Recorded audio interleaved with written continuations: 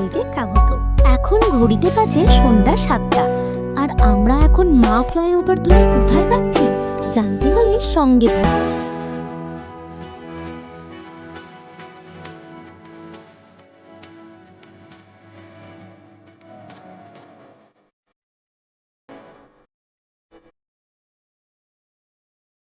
এখন আমরা ধর্মতলায় এসে গেছি।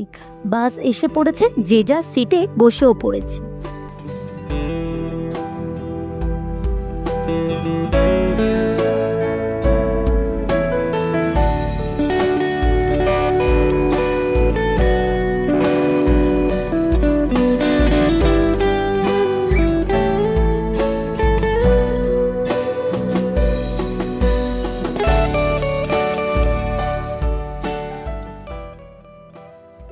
আমরা এখন বাসে উঠে পড়েছি, বন্ধুদের সাথে দেখা হচ্ছে, দীঘা পড়ছি।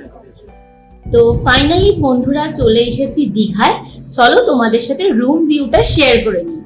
আমাদের কোনো রকম প্রি প্ল্যানিং ছিল না, তাই মুহূর্ত সময় হোটেল বুক করাতে গিয়ে দেখি সব হোটেলই প্রায় বুকড। ফাইনালি এই হোটেলটাই ফাঁকা ছিল, তাই আমরা ঝটপট দুটো রুম বুক করে ফেলেছিলাম।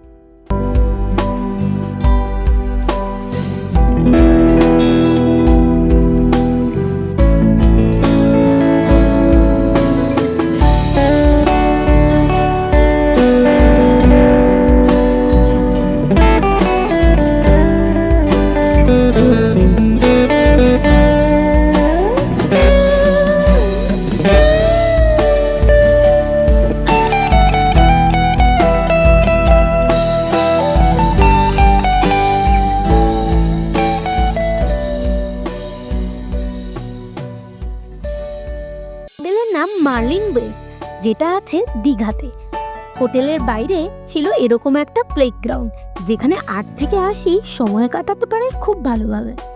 আমাদের এই হোটেল রুমটার ভাড়া পড়েছিল 1500 টাকা করে। বাবা মাকে হোটেল রুমে রেখে আমরা এখন বেরিয়ে পড়েছি সমুদ্র দর্শন করতে। আমার তো মন ছটপট করতে, যতক্ষণ দীঘা এসে সমুদ্র দর্শন না করি ততক্ষণ আমার কেমন অস্থির লাগছিল।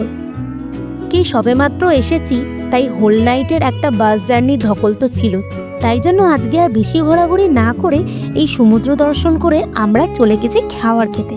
দেখো, এসে পড়েছি হোটেলে পেট পুজো করতে, আর এই হোটেল থেকে আমরা মা বাবার জন্য পার্সেল নিয়ে চলে যাব। আজকে আর একদম এনার্জি নেই, তাই হোটেল রুমে এসে পড়েছি, হয়ে পড়েছি সত্যিই খুব টায়ার্ড। আজকের ব্লগটা এখানেই শেষ করছি বন্ধুরা।